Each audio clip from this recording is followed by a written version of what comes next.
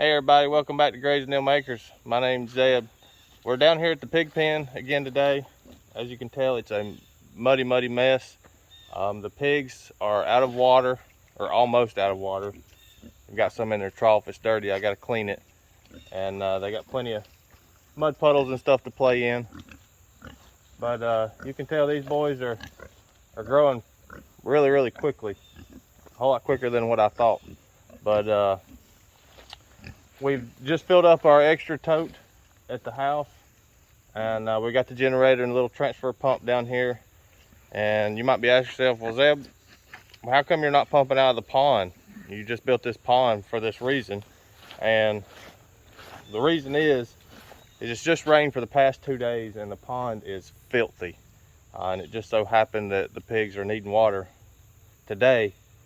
This tote has lasted them 2 months, if not a little bit more. I have to go back and check the exact date of when we first filled this up, but I'm pretty sure it's been at least 2 months. So with filling this tote up again with water from the house, this will give the pond enough time for the vegetation to grow around the pond and help that clear up a little bit to where we can start pumping out of it. But that's the reason that we're transferring water again today instead of pumping out of the pond. I've got to get in there and clean some of this algae out, and then we'll get this water transferred over for these guys. And they are definitely growing very fast. It won't be probably but another 2 months or so and they'll be ready to go to market. Got a lot of algae and stuff in it. We'll just let it drain out on the ground.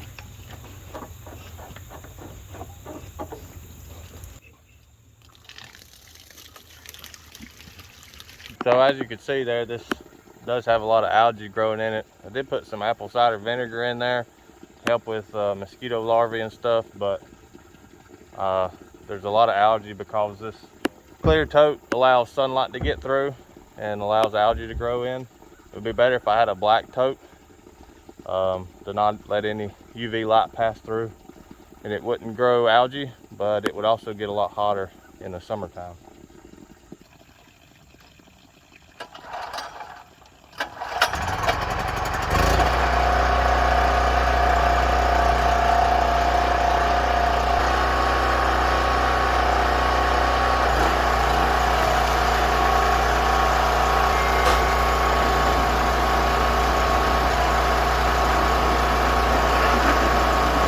So if you haven't seen my video of building this fence, you may not know that I built this to where I could unclip the electric from my hot strand that runs. This stays hot from the charger. And I just use these little alligator clips to transfer the power to my electric fence. And I can unclip it. That way my electric fence is off, it's not hot. So now that the fence is off, I can disconnect this little wire that I had across the water so the pigs wouldn't get in the water. This wire has worked flawlessly so far. The pigs haven't tried to get in there. They got shocked 1 or 2 times by their nose. They're smart enough to know that they can still drink out of it, but they just can't get in it or they're going to get shocked. So we'll just lay this wire out of the way. That way we can flip the tub, clean it out, and get some fresh water put in there.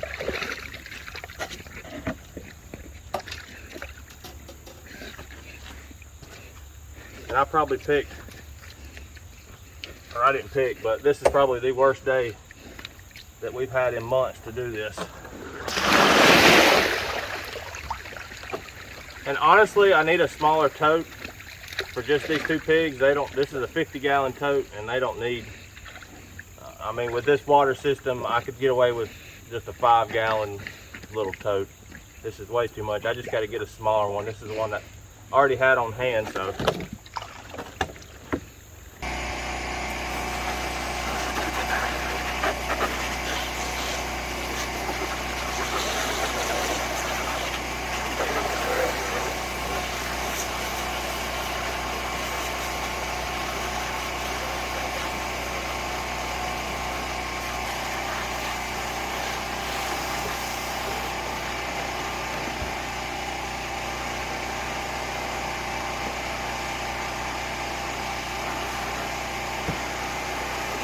so I don't know how well y'all be able to hear me, but all I have here for my setup is I've got a piece of 1/2-inch PEX pipe as my suction line because it's hard and rigid and it won't collapse.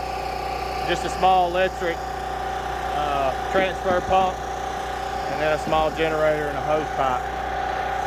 And if I had a bigger pump, it would go a lot quicker, but it only takes maybe 15 minutes or so to transfer this, so it's not bad at all.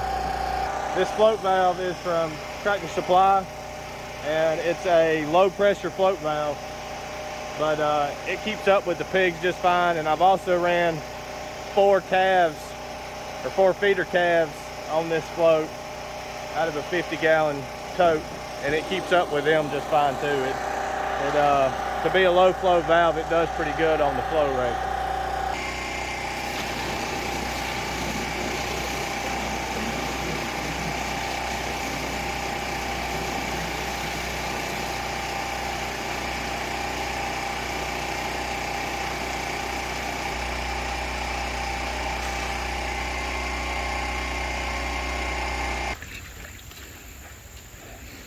All right, so all we do here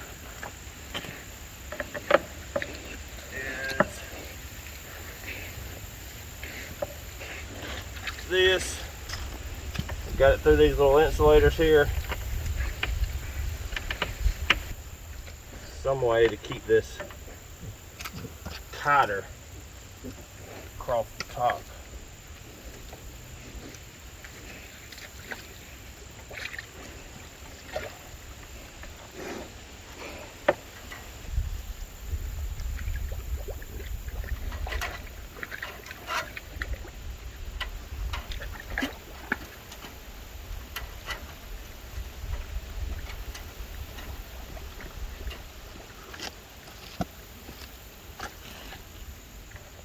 All right, so now that we've got the water all hooked back up, I'm gonna go back down here, and I've got these alligator jumpers on both sides. Ow, from my hot wire to my gloves are wet. That just shocked me really bad.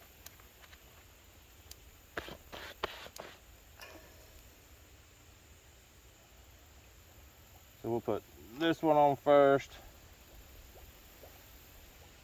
then we'll put this one on real quick. And my other ones have some rubber coating on the alligator clips, but these don't.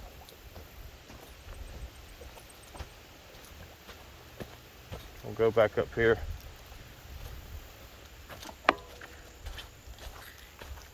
See this, they've rooted a big mud pit here in front of the feeder here, and some of this, a lot of this is feed that they rake out, and it attracts flies and different stuff. So I'll do things different the next go around. That's for sure.